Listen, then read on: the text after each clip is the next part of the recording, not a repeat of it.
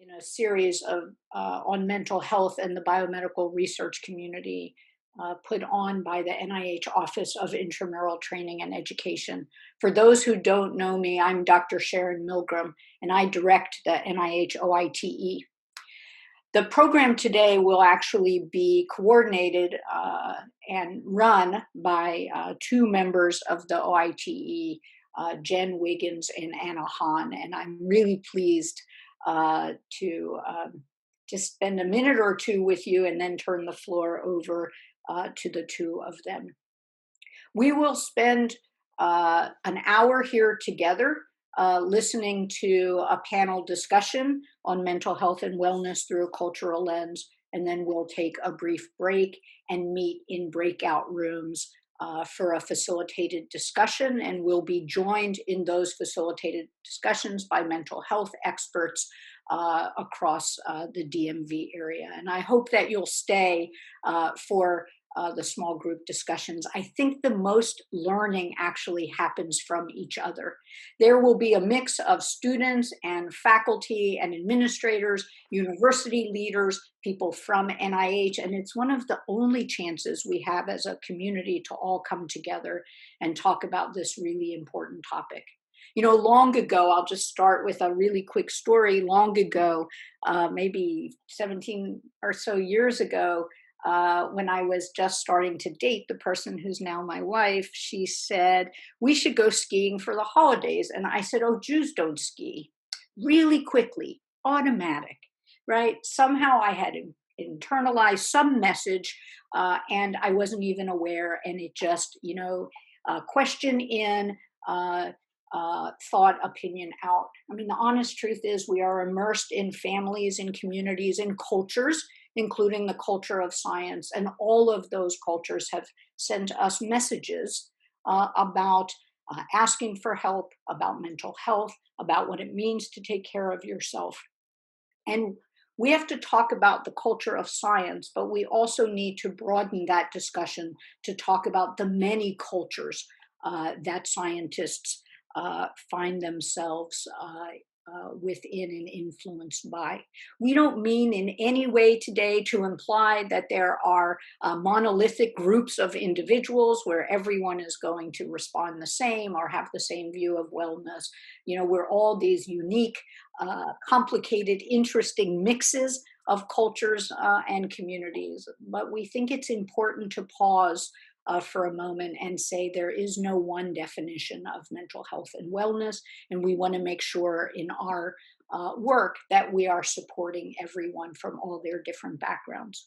This is the second in the series. You can see the rest of the schedule here. The first one was on suicide prevention and awareness, and you can find that on our YouTube channel. I also wanted to make sure that students from both NIH and universities across the country were aware of this 6-part series. We are entering November. There is still time to join us for emotional intelligence and emotions in the workplace, and the rest of the series moving through February. Everything is taped after the fact, and you can find it on our YouTube page. And there are a variety of other resources around mental health and wellness on the YouTube page. You know, we are this morning I woke up to a completely different clock, right? It was bright in the morning, but it will be dark when work ends. Temperatures are dropping for many of us across the country, and we are facing both a really complex, divisive election and a COVID winter. And I think it's a good idea to recheck out these strategies and make sure we're all taking care of each other. So with that, I'm going to turn the floor over to Anna Hahn, who will get us set up for the discussion today. I want to thank all of you for coming. It is such an important discussion in the biomedical research community. We have to talk about our culture and how it impacts wellness, but we also need to learn about each other's views of health and wellness. So thank you, everyone. Okay, well, thank you, Sharon. Good afternoon, everyone, and good morning for some of you. Welcome to our series on mental health and wellness. Today, we'll discuss the impact of culture on mental health and wellness.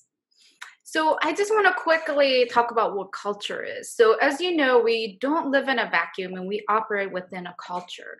So whether we're consciously aware of it or not, we're all influenced by our culture, how we think, feel, behave, and how we interact with others. Because of this, our perception and experiences are interpreted through a cultural lens. So it should be no surprise that culture influences our view of mental health and wellness. For purpose of today's panel, we're defining culture very broadly. It could be your country of origin, race, ethnicity, your gender, sex, sexuality, even the region of the country within the United States. So, for example, culture of honor in South. It can also be your religious or spiritual group, culture of your academic discipline. Sharon just talked about culture of science, or cultural setting as intimate as your home or family. It is possible that you fluidly move through one culture to another depending on the setting. But as Sharon said, we recognize that we're all individuals, and we also recognize that culture impacts who we are. So, therefore, we will use some of these social categories to approximate different cultural experiences and views while recognizing all of our unique and idiosyncratic experiences. So, before we dive in, let me briefly introduce you to our panelists. So, I want to start with at the top of the screen, Roxana Radley. So, Roxana, if you can wave. So, Roxana is one of the co founders of Global Psychotherapy Center of Bethesda in DC. The center provides provides therapy for individual, couples, and group therapy.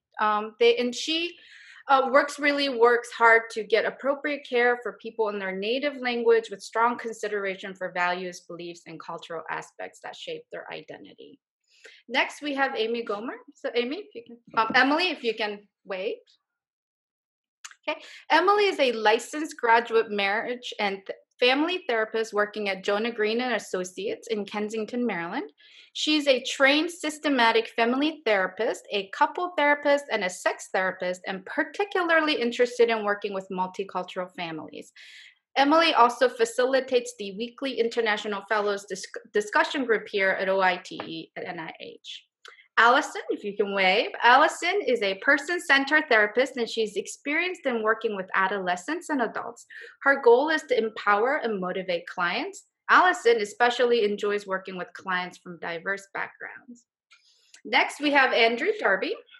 So Andrew, if you can wave. Andrew is the executive director and psychotherapist at his group practice, Darby Integrative Counseling, LLC. He and 7 clinicians at the practice provide mental health and substance abuse service in Silver Spring, Maryland, with focus on trauma, addiction, Black, Indigenous, and people of color, and the LGBTQIA community. Next, we have Jen Wiggins. Jen is a licensed professional counselor who serves as a full-time wellness advisor in the Office of Intramural Education here at NIH. And not many of you already know Jen. So let's dive in. So I'm going to start with Allison first. Allison, so how can culture serve as a predictor for wellness? How does culture impact the presentation of mental health? Okay, so I want to talk about the stigma in Asian culture. According to the research, Asian people are less likely to reach out for help than other races and ethnicity groups because of the perceived stigma. In other words, mental health is not a priority in most Asian cultures because mental health is not a priority and because it's not emphasized in our culture. So we often don't have words to describe or don't know how to express our feelings. So it can seem as Asian people just avoid their problems. And take a Chinese culture, for example, a person's value is based on how they can help their family and the community and make them proud. This contrasts with American culture, as American culture emphasizes on individualism. In Chinese culture, if you have a mental illness, you can bring significant shame to your family, and the person with mental illness will feel guilty as they bring shame to the family. Okay, Roxana, do you have anything to add to that? My experience has been also working with people from different cultures, and through the years I've learned the importance of their values, their norms, their beliefs, and also that shape the way they express their feelings. So And I think is culture shape us, but also definitely shape the way we express our feelings, our emotions, and also our mental health. And working with different, population, I will say, um, especially with Latinos, I perceive, the meaning of the symptoms is interesting because for people, when they consult, they they express more their physical symptoms because they're considered real, that symptoms. If they have psychological symptoms, they're considered they are not real, they're imaginary. So for people like they work with, therapists that they work with Latinos, it's very important to have that in mind. Like you said, Alison, my experience is also for some cultures, Asian, expression of, consulting about, stress or anxieties is a sign of weakness. And that is important because people are feeling like, when they ask for help, it means that they cannot deal with that. So it's a weakness, and it's a way they are not able to deal with their problem by themselves.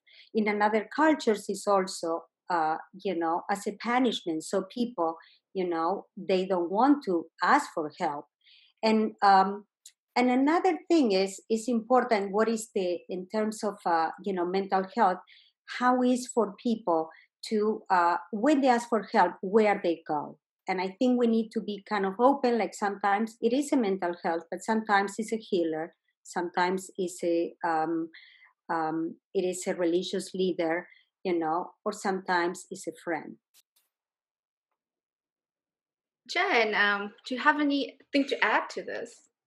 What I would like to add to that, I think, taking a step back to the idea of what a diagnosis is when it comes to mental health and mental illness, culture can be a predictor for whether I get diagnosed, do I understand my diagnosis, how I come to understand my diagnosis, which then also lends itself, how do I treat my mental health and my mental illness? And so thinking to the idea, similar to what Allison spoke about, there are many vulnerable populations or marginalized communities that might not even seek help because of the stigma. But the stigma just doesn't stop if someone was admitted to the hospital or they've opted into treatment or therapy or they're speaking to a religious leader for counseling. That will continue on the spectrum of impact, that taboo, the idea that some of these pieces may be taboo, the idea that they have that shame, that guilt for having this journey that they are on for their wellness. And so it's important to think about the cultural shape, what I understand my diagnosis to be, the course of treatment I will take, my ability to commit to treatment, my ability to be consistent with treatment. It'll shape all those pieces.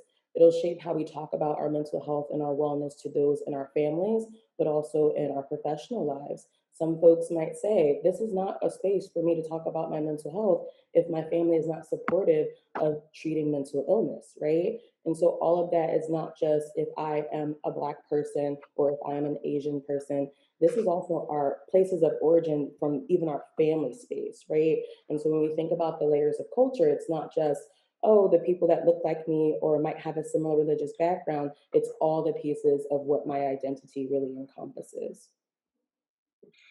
So, Andrew, I see you nodding, so I'm going to hand the mic to you. Yes, thank you. So I think another piece of this is depending on our gender identity or our sexual orientation, as well as any diagnoses that we have received, such as like a substance use disorder, etc., all come into play here as well. And based on those factors, we may have connections with different families that we have created, or we may relate with different parts of culture that we have become a part of. And before we find those kind of chosen families, we may not have had the ability to express maybe to a medical provider or a behavioral health provider what we're going through. And so without the language of who am I and what am I going through, and like Jen was saying around the the shame that I may experience in telling my medical provider or my behavioral health provider what I've been experiencing and the communities in which I'm in and the activities in which I'm engaged. If I feel shame, I may not be able to seek resources, and therefore my wellness will be impacted by that inability to really share who I am, what I've been through, and where I want to go. Thank you. Emily? Yes, I just wanted to emphasize how much culture shapes the entire experience of mental health, whether it's from the client perspective or from the practitioner perspective.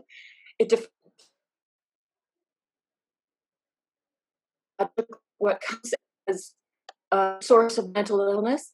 It defines what we're looking at, because we, in mental health, sometimes we're so used to just looking at the individual and not so much at the entire system. And so we might pathologize the individual when in fact it's a systemic issue. And also, it's hard to overestimate how much variation there is between culture. There's been these research that compares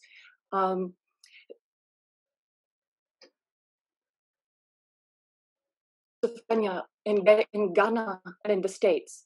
And in the States, schizophrenics often hear hostile voices that come from the outside, and they don't know where they come from, and they're hostile. And in Ghana, often those symptoms are very different. The voices, they can identify who they are, their friends or family, and they're friendly. So it's not just how we see, it's really how we experience the illness. And it's also, culture also impacts the course of illness. So one well-known thing in mental health is that when a schizophrenic exits an inpatient treatment and goes back home, there's a big chance of relapse if in that family people are very critical of the client. But once you do research among specific ethnic groups, you see that that's not true across the board. That, for example, with Mexican Americans, criticism is not the deciding factor. It's whether the family member is engaging with the client in a cold and distant way. So even the course of illness is impacted by different factors according to the culture, the family dynamics, etc. Oh, that's really interesting. Thank you. Just for all of you out there, it is very windy here in the DC area. We have a wind advisory, so you may see some of us freeze for a little bit, and that's what's kind of going on. So bear with us. So I kind of want to move on to the next question, which is that the research tells us that individuals with marginalized identities tend to have higher prevalence of mental health concerns and face greater barriers to accessing resources. We've kind of, some of you already touched on some of this. But for example, according to National Healthcare Quality and Disparities Report in 2015, among adults with any mental illness, so these are already diagnosed illness, 48% white individuals receive mental health services, compared to 31% Black individuals and Hispanics, and 22% of Asians. Can you speak to some of the factors that contribute to this? So I'm going to hand the baton over to Jen. So I want to start by taking a look at what is a barrier. When we think about barriers to resources, there are different kinds of barriers. There might be physical or concrete barriers. For example, mental health treatment can be very expensive with or without insurance. And so a concrete barrier for me could be that I don't have the financial means or the health insurance coverage to allow me to feel that this is accessible support that I can really enter into. Or thinking about psychological barriers, folks have mentioned this idea of the taboo nature of wellness or mental illness or the weakness, but also thinking about how many of us are conditioned that our mental health is an individual journey, whereas our mental health is a collective and individual journey. And so, for example, I can talk to you about growing up in my household. It was very much discussed that therapy was not for Black people. And then lo and behold, I become a therapist, right? And so in thinking about if that messaging really sunk in and deterred me from wanting to promote my wellness or to promote wellness in the Black community, that would have been a barrier that was a psychological experience that I had, right? Not something that was of my own doing, but it was a cultural experience to learn that and hear that messaging. There's also institutional barriers. What's often important for marginal marginalized and vulnerable communities is this idea of representation, to see people that look like me, or to have people who are a part of my community be the provider for this wellness, for this mental health services that I need or may want to access. And when you go back to this idea of the institution of education, for example, when you think about folks who become psychologists or who become therapists, it's not really a diverse spectrum of what people are able to get when it comes to providers. And if I am, for example, I could be in a rural area where there might not be diversity in my community, and I might not be able to find a provider that looks like me or that I think that I would be able to mesh well with. But the representation piece is important there, because if I feel like I have to explain things that are innate or commonly understood about my culture amongst people who are a part of my community, that provides to be a barrier, right, in the therapeutic relationship, in the wellness relationship. So thinking about how the barriers themselves are different for each of us, but are also different kinds of barriers. And to add to that is, what is a resource? Only an individual or a community can define what is a resource for them. So when we think about things like, oh, for mental illness, only therapy, only psychotherapy is an option, that's not true across the board for many people. And so being open to this idea that what might work well for my wellness might not work well for someone else's wellness. And so allowing individuals to define resources that they need and will resonate with their wellness journeys versus what maybe a dominant culture might be saying should be the predictor, or finding flexibility to find those resources that will resonate with someone's own individual experience.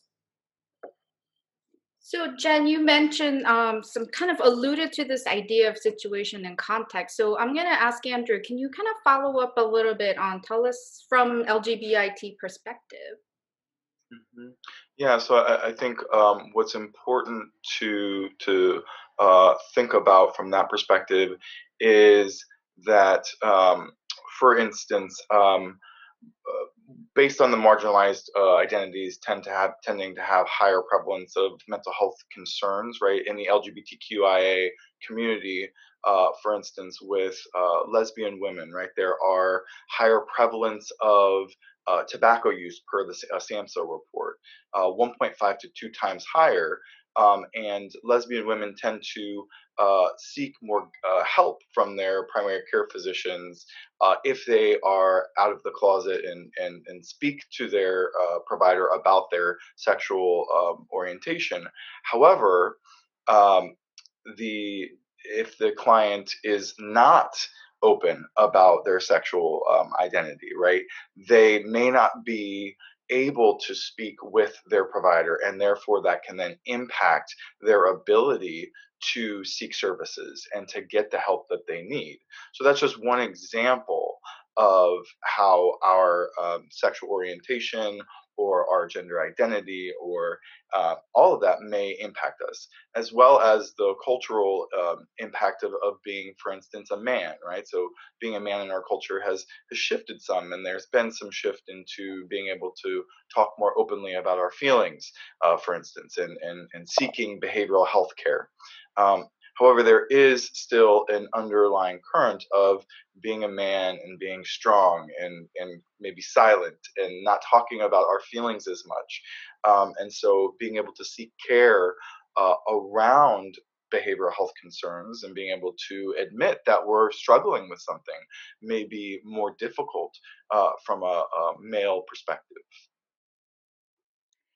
So, Andrew, you mentioned something about not being able to speak with your provider, which is a very interesting point, and it brings up another kind of a group that we've been thinking about a lot. And Roxanne, I'm going to hand this to you. Can you talk about a little bit more about how international trainees and students have an additional layer of stressors in this environment? Yeah. So many, we talk about different cultures, and there is the scientist culture also. And probably many of you are, that they came to NIH. They are from different culture, different background, and but what they have in common is the passion for science. And coming definitely to NIH is an accomplishment. But that implies long hours, the pressure for publishing, Some of you probably brought your family with you. And I think there is another layer of stress that your visa is attached to your work status, which, definitely this is another stress, because depends like you're doing well in order to stay and keep progressing. And I think also for international people, in particular these days, the holidays are coming, COVID-19 hit us. It means not being able to travel to your countries, not to spend the holidays with the family, the lack of connection. And I think all that is, another layer for people like they don't have your support network, here. I think at this point, I think we are learning to live with COVID-19, but also we're learning to, for some people to die and to say goodbye to your loved ones. Because I have in my practice people like that lost, one of their parents and they couldn't travel to see them. So I think at this point, I would like to say like we're all experiencing some level of trauma.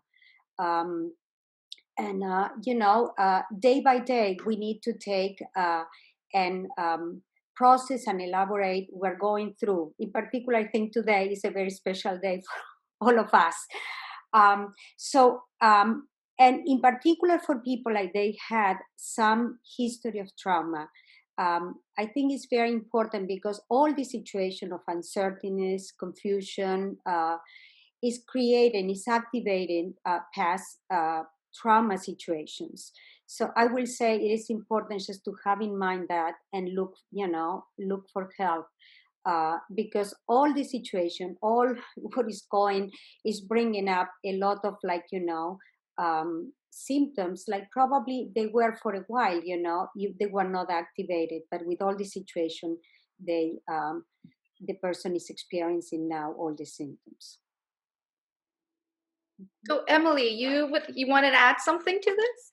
Yes. I think it's really great what you just said, Roxana, emphasizing visas, because our level of stress, we get most stressed by things we can't control.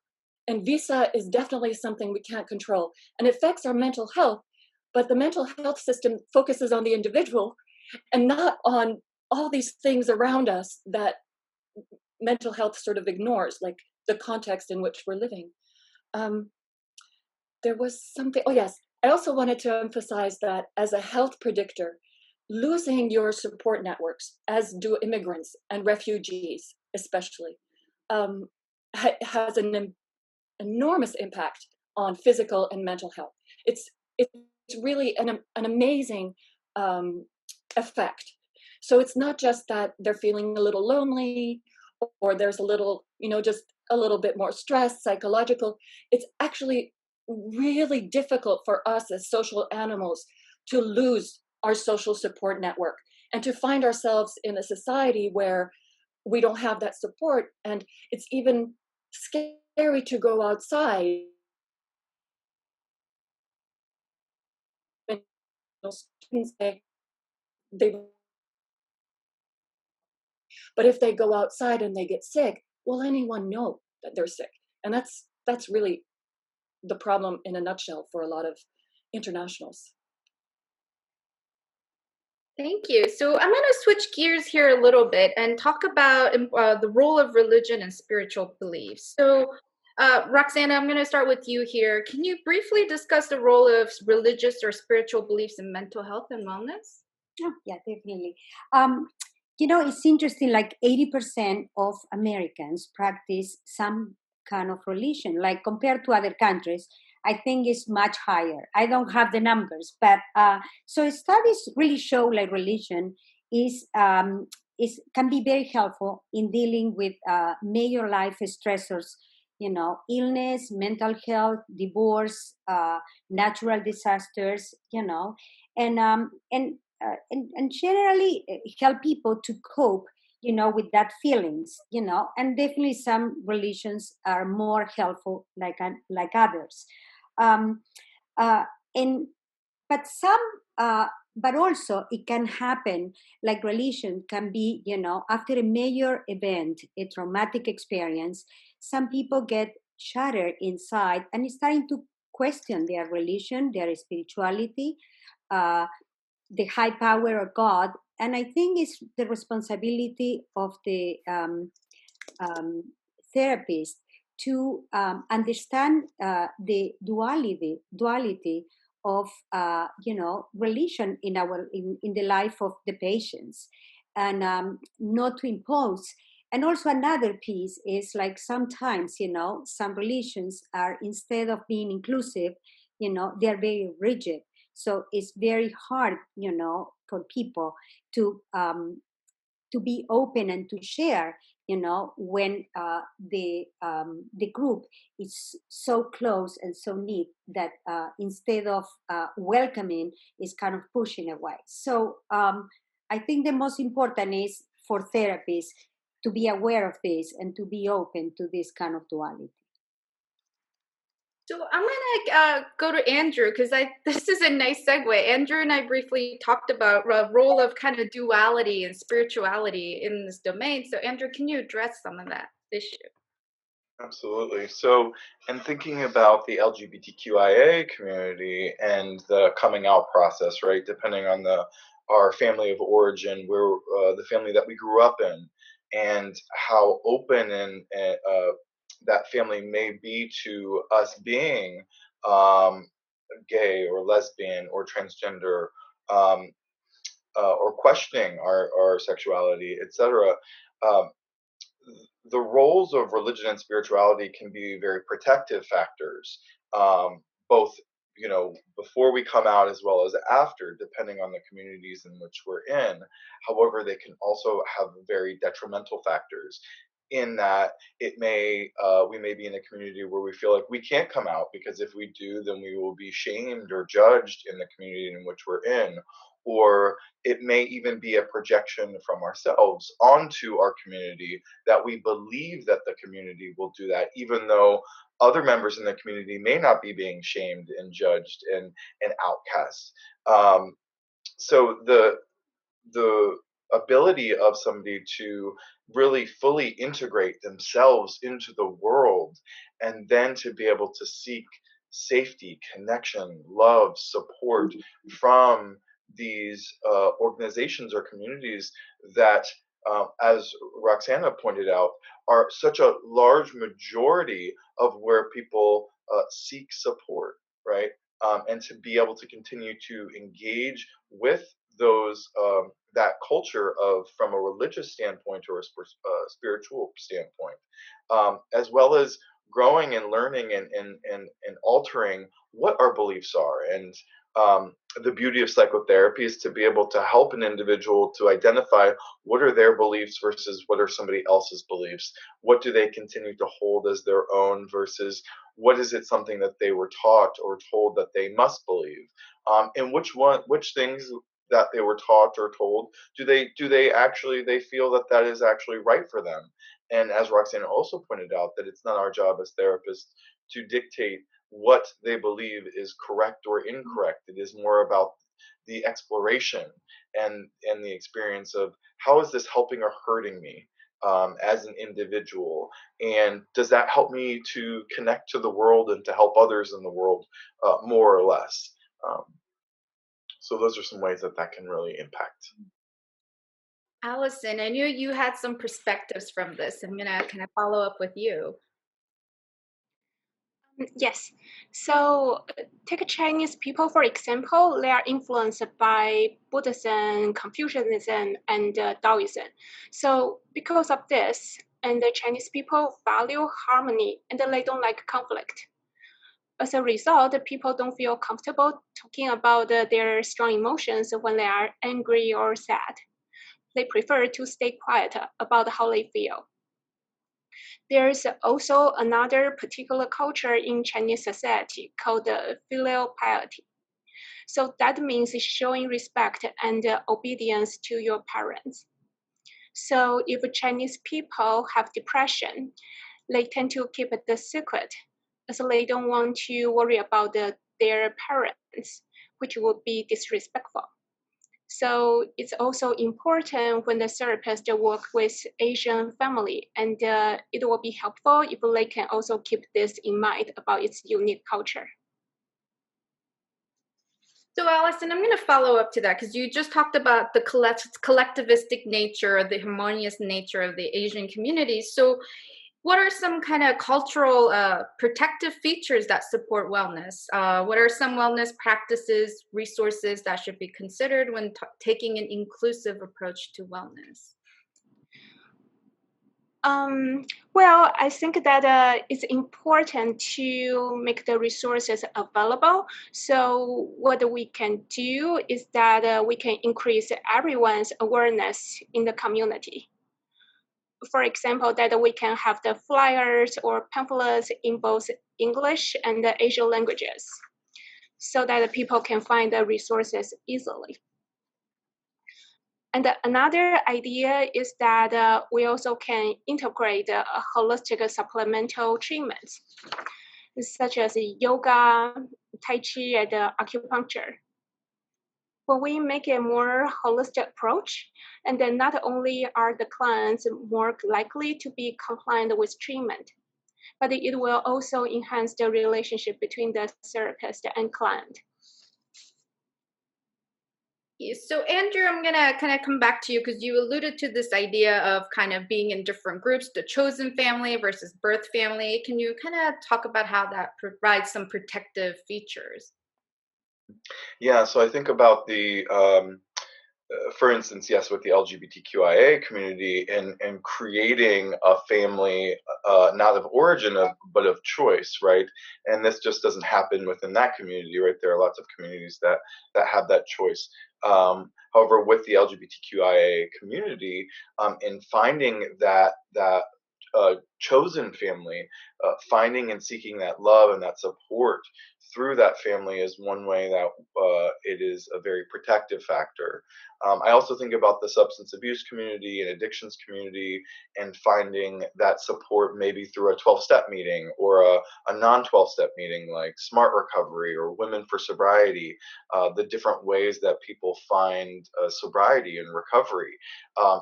Finding connections in that, and that also interplays with spirituality and finding maybe a higher power can be a part of that, or using spirituality loosely is finding connection to oneself and to others and to the world around. So those can be very protective factors. I think one way that we can really look at um, expanding how people find support is, I think, a good example is, for instance, gay bars is a place that a lot of for instance, gay men find connection and support. And then if they come into substance abuse recovery and trying to find that same connection and being able to work with that person as a mental health provider and saying, if they choose to continue to go to, for instance, a gay bar as where that is where they find that love and that connection and that support, how do they then stay sober in their journey as well as be able to stay connected to their community, um, instead of blocking maybe a really important factor in their ability to heal and to grow. So in working with their current context and situation, and making sure that we approach them as a mental health provider from listening to them and really and seeing what is actually helpful for them and helping them to identify their helps and supports versus designating from our own perspective what we think they should do. Thank you. So, yeah, Emily, I think you had a very interesting statistics along with this. So, if you can share that. Yes, yes. It's just to emphasize how isolation is so detrimental to mental health and to medical health. It's been said that the isolation factor plays as much on your health as does smoking a pack of cigarette a day. Oh my God. Wow. So it's very important to go seek social support. Related to that, Jen, I'm going to ask you to talk a little bit about importance of resilience in all of this. I think when we often talk about marginalized communities or vulnerable communities, we always think about it from the deficit. We talk about, the deficit at which they access resources, or the deficit at which they will talk about their mental illness. But I think due to historical trauma, whether it be racial trauma, geographic trauma, natural disaster trauma, those create communities that are built very strongly, right? And so then what we see as a result are resilient people, and these people have weathered long storms of generational trauma that impacts us to this day, that they still feel care and love and support in their community. And the language that we speak when it comes to community wellness or collective wellness is different for all of us. I think, what does feel very common for many people is food, right? And so when you go to this caregiver's home, or a older person in our family, and they're like, here, take this food. And you're like, that food actually really did help settle me. It helped me calm down in this moment. Or it actually just made me feel good because I was hungry and I hadn't prioritized that today. So there are features within these communities that it's not always on the side of this community is downtrodden or this community is lacking. Many communities have the insular experience of building resources for themselves that might not look like psychotherapy. I feel like we focused on therapy a lot during our time together today, but there are so many things that people might consider non-traditional, or things that we don't always think about are protective features that support our wellness, but many of these communities have those built in. And so I encourage you to think about, what are the smaller things that create your family dynamic? What are the smaller things that make your geographical community, or the community of people that look like you? What are the smaller pieces that make you smile when you think about that, or when you smell the scent of whatever this dish might be? What feelings come to you? Because those are the things that serve as the protective features that keep us going, it keeps us motivated, and often keeps us grounded, especially when dealing with uncertainty. It's great. So, food seems to be very important. But other than food, what can we do as colleague, friends, and family and mentors? So, we could always bring them cookies and meals if necessary. But what else can we do to be more culturally sensitive and be aware of everyone's mental health and wellness needs? So, Andrew, I'm going to start with you here. So there's the beautiful thing about being a therapist is I think that we get to learn for ourselves how to be more connected to others, because that's one of our main duties and jobs, right? Is to actually listen and to be with our clients. And the beauty is we get to teach other people how to do that. And I'm so glad that we're able to sit on this panel and to be able to share this with others. I think one of the most important things is to really learn to actively listen, to listen to what the other person is saying without trying to respond, really maybe asking a question and then intently listening, not trying to put ourselves in the other person's shoes per se. But there's a really beautiful quote that I'd like to bring in. It's a quote by Ram Dass, and it is, "We're all just walking each other home." And I really believe that in psychotherapy, that is my job as a therapist, as a mentor, that is my job with my mentees, but also with the people in my community, in my life, those that I know and those that I just meet, being able to really listen to them and see them and validate who they are as human beings. If we can do that, if we can connect in that way, we have a lot more ability to see the human that is in front of us instead of see a villain. To really, rather than pathologize and shame, we get to then connect with that other human, because we, as ourselves, get to connect with their humanness. And if we can do that, we can then help, for instance, our coworkers and our family members and our children and everybody in our lives. But if we don't actually listen, if we don't see them as human and as somebody who is not a threat, we can't hear, and therefore we can't actually help. So it really comes down to, can I ground myself and actually hear and see this other human being standing or sitting or in the same room as me? So, Emily, you and I talked quite a bit about this. So, can you follow up a little bit and expand on it? Sure. So I think the term cultural sensitivity and cultural competence is a little problematic because culture is such a clunky concept, actually.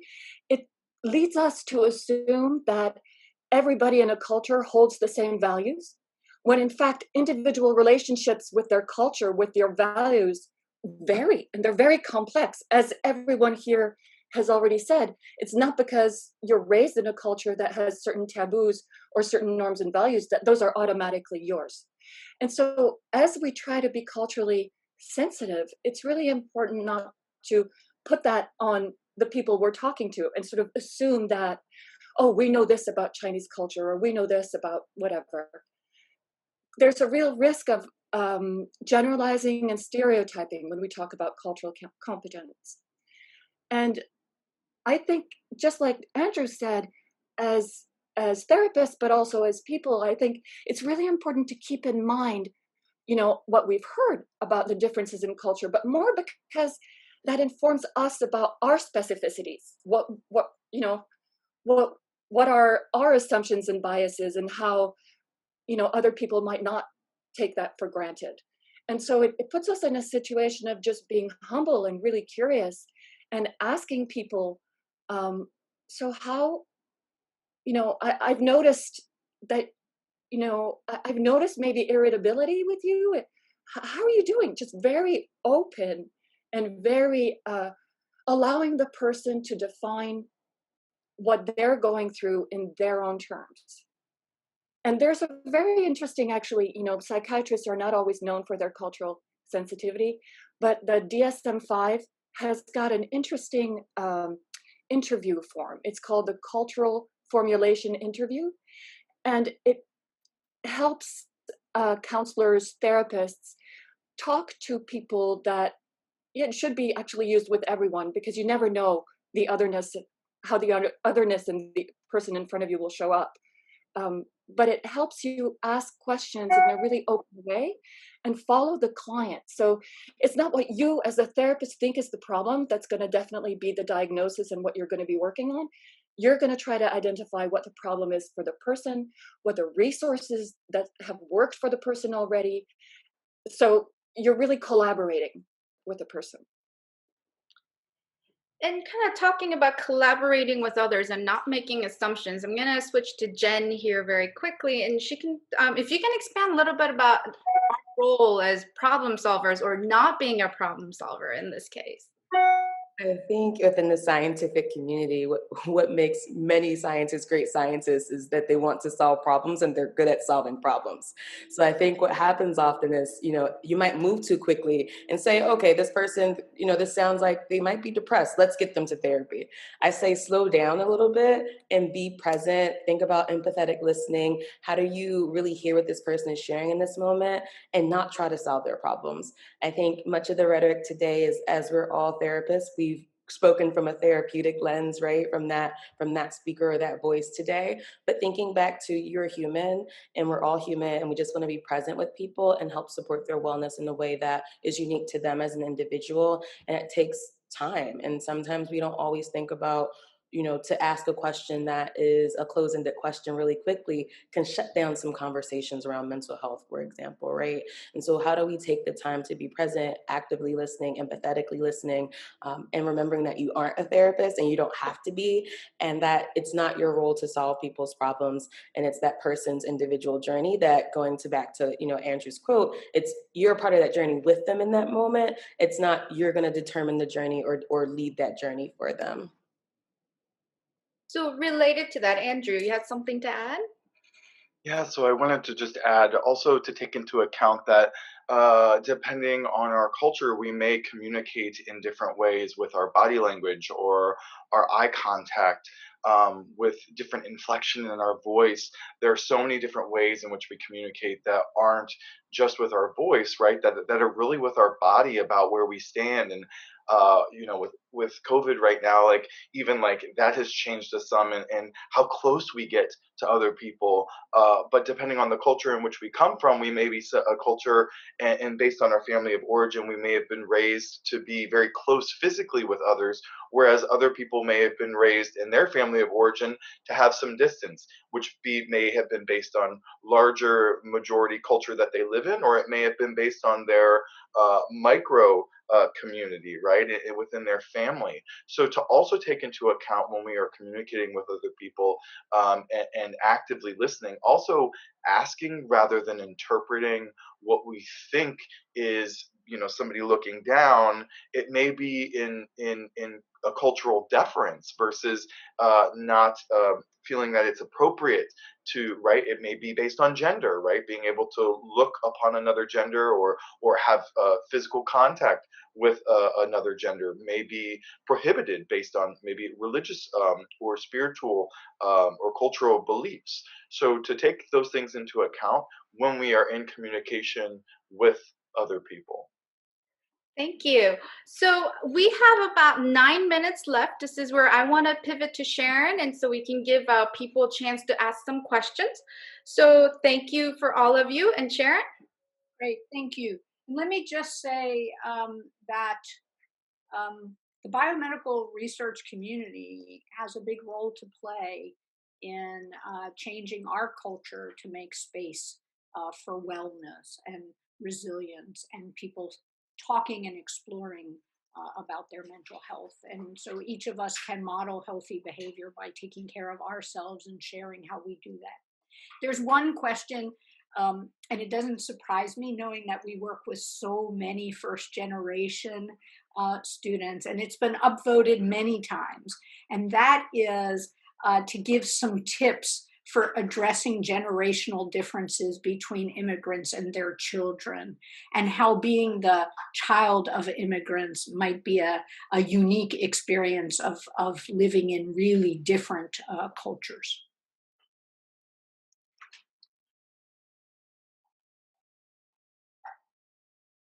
And so who would like to start on that one? I'll go. I think I'm happy to start us off. And so I often think when I work with folks where there is that gap, and it's not the piece around speaking different languages, but speaking the same language at the same time comes to mind for me when I think about this. For when I work with children of immigrants, it's often this disconnect where some of the American values have kind of been a foster in their development, which might not align with the values that are being promoted in the home. And so when we think about health and wellness, sometimes folks don't have the language to talk about their mental illness. Sometimes people don't have the language to talk about overall wellness. And so what often it looks like is, how do people be on their own individual journey to find that language for themselves, but also find ways from a community perspective to how do we build bridges?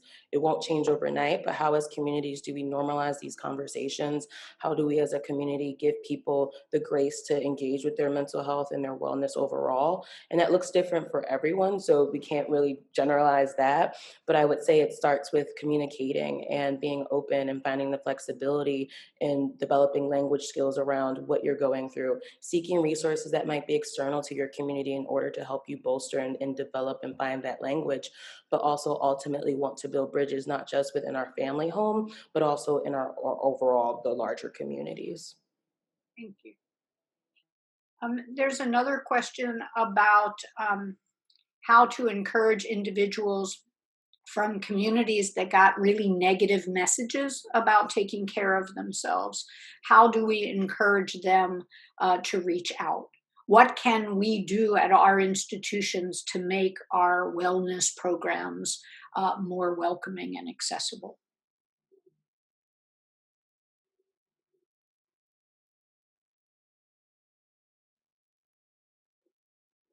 Go ahead, Emily. Well, I think it's a really tough one, and one we've talked about a lot. How to communicate terms like wellness or resilience or well-being into languages that don't have those words. And one way, one very simple way can be simply to ask an individual how they talk about how they're feeling with the people around them, their families, and what are resources that the family or the community does identify. But I'm curious what other people think too. I would throw in there representation to echo what I said earlier. I think it's so much power to say that I can see other Black people doing wellness. You know, I discovered yoga during the pandemic. I feel like during the pandemic, we've all discovered different wellness things. I had never seen other Black people do yoga until a few months ago.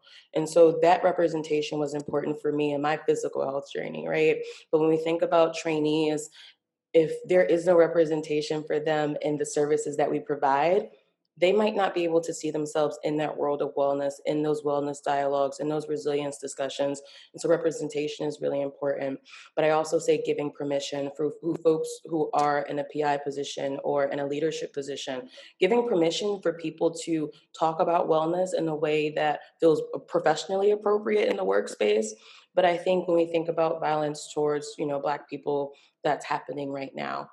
There is this space where there were folks who were in the African American community coming to work, and there was no recognition that we were all seeing this happen and unfold around us. And so for that felt silencing for some folks' experiences in the workplace. And so what does that mean to say if you are in a leadership role and you don't feel comfortable bringing in, I observe that you don't seem like yourself today, or I recognize that this is happening in the world. If you need anything, let me know. Or if you need to have space for this, let me know. So giving people permission to engage with their wellness when they might not be given that somewhere else, or it's not been modeled for them, is really important. And so, in many ways, the message is that as scientists, we have to learn to bring both our science self to work, but also our human self, and to stretch a little bit into that human space. I mean, much of what every panelist has said is about making connections with people. And we tend to focus on making a connection about the data, and we need to expand our ability to make connection about the person and the context that they move in. Would that be a reasonable summary? I think so. And also, I was thinking in terms of, oh, I'm sorry. I thought about the association with health, creating the space, the connection, groups. And, I mean, I see much more people like you mentioned, doing, I join a group and they're like a different, kind of colors and ethnic backgrounds doing yoga, meditation, things like, but like you said, Sharon, is educate, but also create this association with health. In some communities, there is, it's not part of the language. So how we create as an organization so people have the permission, to join and connect through these activities. So there's a question, we'll wrap up with this last question about how the internet can impact how individuals find wellness resources within their communities. And Jen, you talked about the importance of representation on campus within student health or within the career center for grad students or postdocs, right? But not every institution has the resources to have a very large staff. So sometimes representation has to come through the internet, guest speakers, special programs. And I wonder, as we wrap up, if anyone has any resources that they think are really stellar internet resources to promote inclusive wellness, whether we could end by maybe sharing those. So I was thinking some really good like YouTube videos like Brene Brown, The Power of Vulnerability, and On Shame, which is really about feeling connected to our community and allowing a space for being vulnerable. And I think like kind of talking from that like top down versus bottom up perspective in a workplace, being able to be vulnerable, but also in an appropriate way, being able to own our mistakes when we make them, maybe as a leader, and being able to connect to those that were there to help serve and help to do the work that we all do. I think like resources like AA, NA, Smart Recovery have websites and communities where you can actually go to online self-help groups. So that's one way. Mm-hmm. Anyone have any other resources that they want to share as we wrap up? I will recommend also Tara Brach. Like you can go into FaceTime or YouTube, and you will find a lot of resources, in terms of meditation, groups. So I think it's a good combination of meditation and acceptance, and so. Thank you. As I am going to bring up the screen, if anybody has anything to add, I'm going to answer the last questions, which was one that came from, I'm sure, a place where all of us are sitting right now, which is it feels like everything around us is not going well, right? And how do we pause in the moment to take care of ourselves in times that are challenging, like right now? And while I think the really key answer is to find a community where you are, and to start small, take a walk, spend 10 minutes listening to a yoga tape, um, journaling for a little bit. I think there are lots of things. Rather than list them all here, I just want to remind you of the NIH OITE YouTube channel. This strategies and tools for dealing with stress during the pandemic, and stress management and wellness for scientists, supporting the mental health and wellness of biomedical researchers, and becoming a resilient scientist pandemic edition are good places to start. They have lots of tips and tricks for ways to deal with the situation that we're all in. We're going to break now for about 10 minutes for people to have a short chance to stretch. It is sunny, even though it's windy here in the DMV area, and I hope that everybody, if it's sunny where you are, takes a moment to stretch and get outside. We will then rejoin, and I'll give you the Zoom link in a minute. The small groups will be facilitated by a mental health expert from the DMV area. This is a chance to have small group discussion around these topics. We ask that you turn on your camera and participate.